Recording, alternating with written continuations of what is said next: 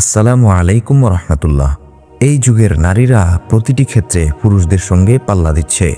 অনেক নারী আছে যারা দুদণ্ড ঘরে টিকতে পারে না, এই ঢুকছে তো এই বের হচ্ছে, কোথাও যেন তাদের স্থির হয়ে বসার জো নেই।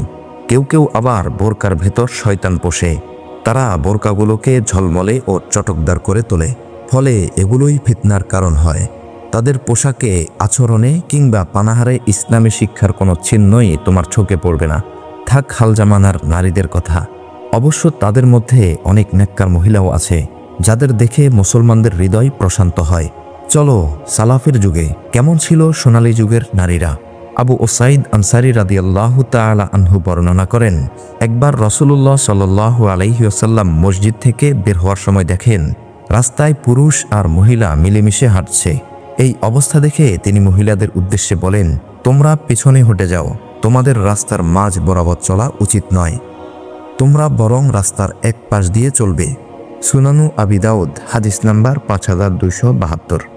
এরপর থেকে মহিলারা এতটা দেয়াল ঘেঁষে চলাচল করত যে তাদের কাপড় দেয়ালে লেপ্টে যেত। উম্মুল মুমিনিন সৌদা রাদিয়াল্লাহু তাআলা আনহাকে জিজ্ঞেস করা হলো, আপনি অপর বিবিদের মতো হজ ও উমরা করেন না কেন? তিনি উত্তর দিলেন, আমি হজ ও উমরা দুটোই করেছি। আল্লাহ তাআলা আমাকে ঘরের অভ্যন্তরে অবস্থান করার হুকুম দিয়েছেন। বর্ণনাকারী বলেন, আল্লাহর কসম, তিনি কখনো ঘর থেকে বের হননি।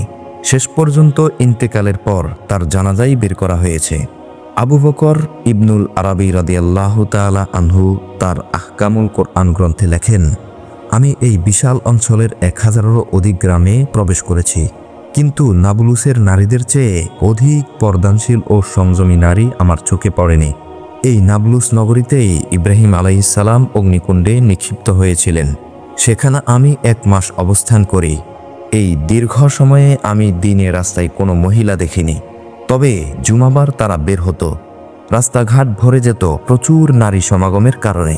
জুমার সালাত শেষে তারা আবার ঘরে ফিরে যেত। পরের জুমাবার পর্যন্ত আমার চোখ আর কোনো নারীর দেখা পেত না। আফসোস, বর্তমানে নারীদের অবস্থা বড়ই শোচনীয়। ইসলামী সংস্কৃতির প্রাচীর আজ ধসে পড়েছে, আর কতকাল মুসলিম নারীরা পুরুষদের সামনে মূর্তিমান ফিতনা হয়ে বিরাজ করবে, আর কতকাল তারা নিজেদেরকে মানুষরূপী পশুগুলোর লোলুপ শিকারে পরিণত করবে, যদি কোনোভাবে তারা বেঁচেও যায়। কিন্তু বেচারা মুসলিম যুবক তো ফিতনা থেকে বাঁচতে পারবে না। আজ পবিত্রতা সমাজ থেকে নির্বাসিত হয়েছে, লজ্জাশীলতা স্বয়ং লজ্জাই আত্মগোপন করেছে, সংযম বিলুপ্ত হয়ে গেছে। উম্মার বৃহত্তর অংশের চরিত্রে আজ এই গুণগুলো অনুপস্থিত। তবে হ্যাঁ, আল্লাহ ও তার রাসূলের অনুগত যেসব পুণ্যবতী মুমিন নারীদের আল্লাহ তাআলা রহম করেছেন, তাদের কথা ভিন্ন। এমন নেককার নারীদের আমাদের মা, বোন ও স্ত্রী বানিয়ে আল্লাহ তাআলা আমাদের সম্মানিত করেছেন।